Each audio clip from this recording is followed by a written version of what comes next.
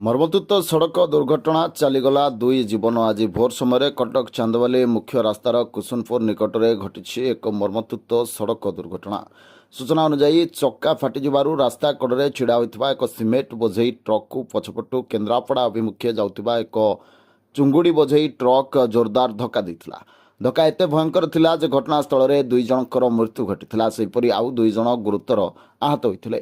ଖବର ପାଇ ନିଶ୍ଚିନ୍ତ କୋଇଲି ଓ ଡେରାବିସି ଅଗ୍ନିଶମ ବିଭାଗର କର୍ମଚାରୀ ତୁରନ୍ତ ଘଟଣାସ୍ଥଳରେ ପହଞ୍ଚି ଗ୍ୟାସ୍ କଟର ସାହାଯ୍ୟରେ ଟ୍ରକ୍ର କ୍ୟାବିନ୍କୁ କାଟି ଆହତ ଓ ମୃତକମାନଙ୍କୁ ଉଦ୍ଧାର କରିଥିଲେ।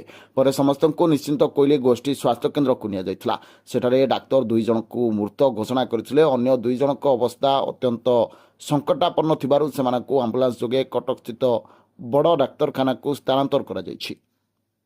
ଏବେ ବଡ଼ ଖବର ରହୁଛି, ଆଜି ଭୋର ସମୟରେ କଟକ ଚାନ୍ଦବାଲି ମୁଖ୍ୟ ରାସ୍ତାର କୁସୁନପୁର ନିକଟରେ ଘଟିଛି ଏକ ମର୍ମନ୍ତୁଦ ସଡ଼କ ଦୁର୍ଘଟଣା। ସୂଚନା ଅନୁଯାୟୀ ଚକା ଫାଟିଯିବାରୁ ରାସ୍ତା କଡ଼ରେ ଛିଡ଼ା ହୋଇଥିବା ଏକ ସିମେଣ୍ଟ ବୋଝେଇ ଟ୍ରକ୍କୁ ପଛପଟୁ କେନ୍ଦ୍ରାପଡ଼ା ଅଭିମୁଖେ ଯାଉଥିବା ଏକ ଚୁଙ୍ଗୁଡ଼ି ବୋଝେଇ ଟ୍ରକ୍ ଜୋରଦାର ଧକ୍କା ଦେଇଥିଲା। ଧକ୍କା ଏତେ ଭୟଙ୍କର ଥିଲା ଯେ ଘଟଣାସ୍ଥଳରେ ଦୁଇ ଜଣଙ୍କର ମୃତ୍ୟୁ ଘଟିଥିଲା। ସେପରି ଆଉ ଦୁଇ ଜଣ ଗୁରୁତର ଆହତ ମଧ୍ୟ ହୋଇଥିଲେ। ଖବର ପାଇ ଘଟଣାସ୍ଥଳରେ ନିଶ୍ଚିନ୍ତ କୋଇଲି ଓ ଡେରାବିସ୍ ଅଗ୍ନିଶମ ବିଭାଗର କର୍ମଚାରୀମାନେ ପହଞ୍ଚି ଗ୍ୟାସ୍ କଟର ସାହାଯ୍ୟରେ ଟ୍ରକ୍ର କ୍ୟାବିନ୍କୁ କାଟି ଆହତ ଓ ମୃତକମାନଙ୍କୁ ଉଦ୍ଧାର କରିଥିଲେ। ପରେ ସମସ୍ତଙ୍କୁ ନିଶ୍ଚିନ୍ତ କୋଇଲି ଗୋଷ୍ଠୀ ସ୍ୱାସ୍ଥ୍ୟକେନ୍ଦ୍ରକୁ ଚିକିତ୍ସା ନିମନ୍ତେ ପଠାଯାଇଥିଲା। ସେଠାରେ ଡାକ୍ତର ଦୁଇ ଜଣଙ୍କୁ ମୃତ ଘୋଷଣା କରିଥିବା ବେଳେ ଅନ୍ୟ ଦୁଇ ଜଣଙ୍କ ଅବସ୍ଥା ସଙ୍କଟାପନ୍ନ ଥିବାରୁ ସେମାନଙ୍କୁ କଟକ ବଡ଼ ଡାକ୍ତରଖାନାକୁ ସ୍ଥାନାନ୍ତର କରାଯାଇଛି।